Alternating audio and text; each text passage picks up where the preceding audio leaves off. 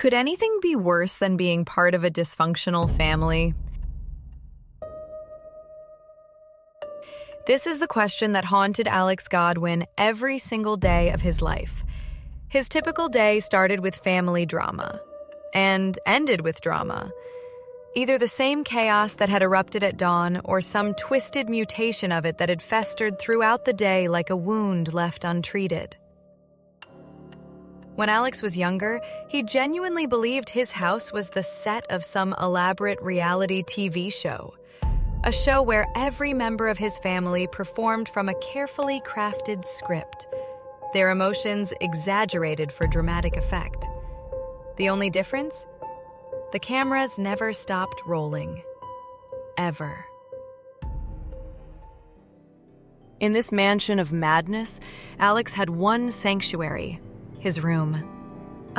His room. The only corner of solace in what should have been a home, but felt more like a battlefield.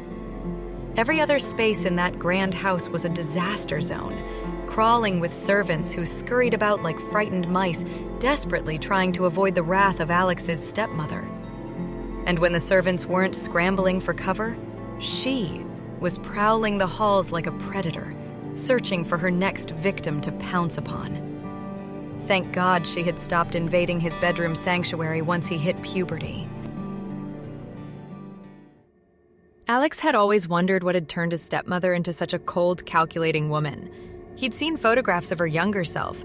She had been quite beautiful once. But now all that remained was a receding hairline and deep, cruel wrinkles that seemed to map out years of bitterness across her face. Her stare was arctic, boring through Alex's soul whenever their eyes met. The hatred he saw there was so profound, so pure in its intensity, that it took his breath away. For years after his mother died, Alex was only 10 when Alice passed away. He lived under his stepmother's roof without truly understanding why she despised him so deeply. His mother had been the younger of his father's 2 wives, and with her death, it seemed the only shield protecting Alex and his younger sister Empress had been ripped away forever. The truth wouldn't reveal itself until years later, when Alex returned home from boarding school at 16, fresh from taking his SSCE exams. You see, when Alice died, Alex had just entered JSS 1. After the funeral, his father shipped him off to boarding school like unwanted cargo. This meant Alex only had to endure his stepmother during school holidays.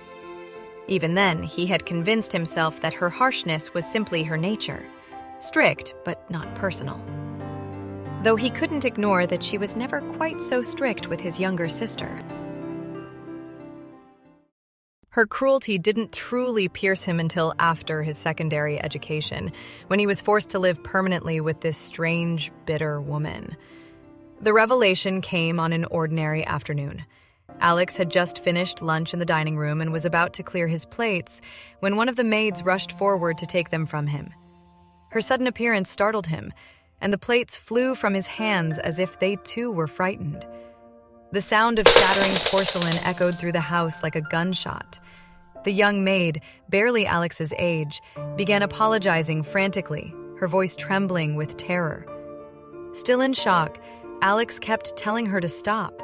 She had done nothing wrong, he assured her. And then, to her amazement, he bent down to help her gather the scattered pieces of chinaware. Seeing her shaking like a leaf, he gently told her to fetch the dustpan and broom while he continued collecting the fragments. Minutes later, hearing footsteps approach, Alex assumed it was the maid returning. He stood up to make room for her to sweep, but it wasn't her. His stepmother stood framed in the transparent glass doorway, her eyes boring into him with laser-like intensity.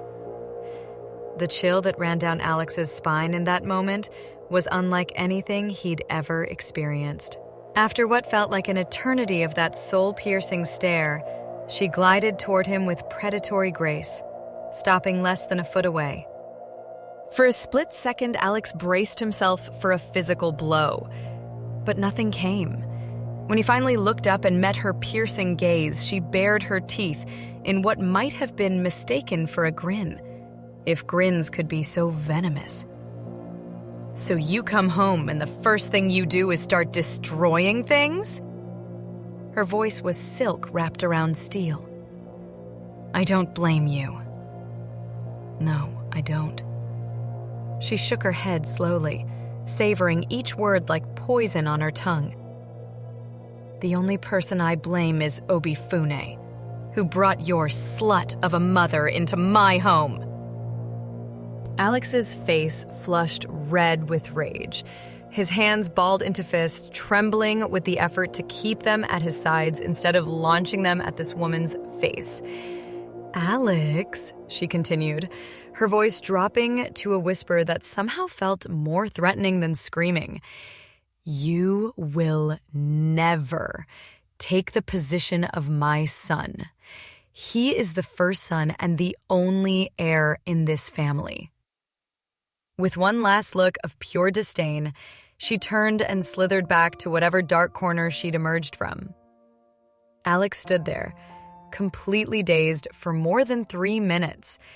His earlier rage slowly dissolved into confusion, leaving him frozen until the maid finally returned with the cleaning supplies, an eternity after she'd fled. Back in his room that evening, Alex spent hours brooding over his stepmother's words. And finally, like pieces of a puzzle clicking into place, it all made sense. She saw him as a threat, a rival to her son's inheritance. The irony wasn't lost on him. Alex had never had any serious problems with Nonso, his older half-brother. Sure, they'd had the usual sibling squabbles, but nothing more. Nonso was 6 years older and already working in their father's company. He'd never shown any animosity toward Alex. To him, Alex was just his baby brother. But to Nonso's mother, Alex was the enemy. From that day forward, Alex avoided Beatrice like she carried the plague. Now, Alex's father, Obiefune Godwin, was something else entirely. The god of Obi's empire, as he liked to be called. The devil of their home, as Beatrice constantly reminded everyone. Even in his 70s, Obiefune remained strikingly handsome. At 5'11" with a trim build, while his wife withered with age, despite being 10 years younger, it seemed as though time had only enhanced his appeal. He ruled his business empire with an iron fist wrapped in a velvet glove, commanding such loyalty from his employees that they almost worshipped him, especially the women. To Obiefune, the end always justified the means. He could be brutal or charming, whatever the situation required. And the situation always required profit. Apart from an almost genetic greed common to successful businessmen, Obiefune's greatest weakness was women. He had no particular type, slim or voluptuous, tall or petite, dark-skinned or light. The only common thread among all the women he pursued was intelligence. The man was genuinely attracted to brilliant minds. The stories Alex had heard painted Beatrice as once being exactly that kind of woman. Strong, sharp, brilliant. So brilliant, in fact, that she had managed to cage the wild Obiefune and drag him to the altar. She'd been certain she had imprisoned her husband's wandering heart forever. That confidence would prove to be her greatest mistake. It wasn't that Beatrice didn't know about her husband's continued affairs. She did. But as long as they remained mere mistresses, temporary diversions, she could tolerate them. What she couldn't prepare for was the day Obiefune brought home another woman and introduced her as Alice, his new wife. What broke Beatrice first? Was it that this new wife was so much younger and more beautiful? Or was it the complete shock of being blindsided by this development? For days, sources told Alex, Beatrice couldn't function. To make matters infinitely worse, she couldn't run to Obiefune's family for support. They all backed him. You know how it is with African families. The one with the money is always right.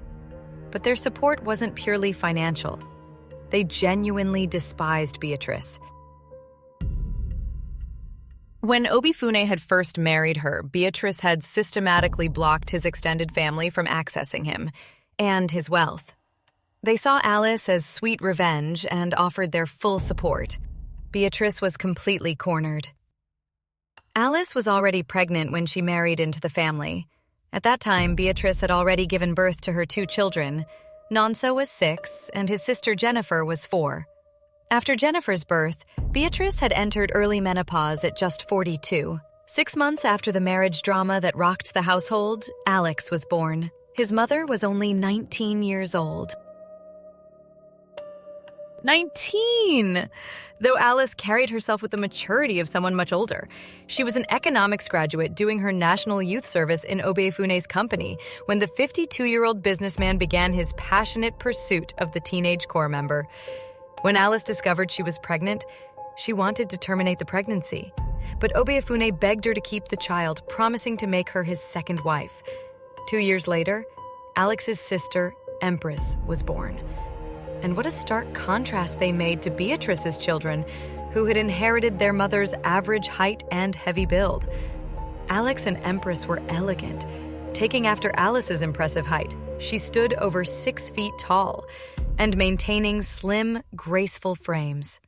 Empress was the undisputed goddess of the household, an improved version of both parents' best features.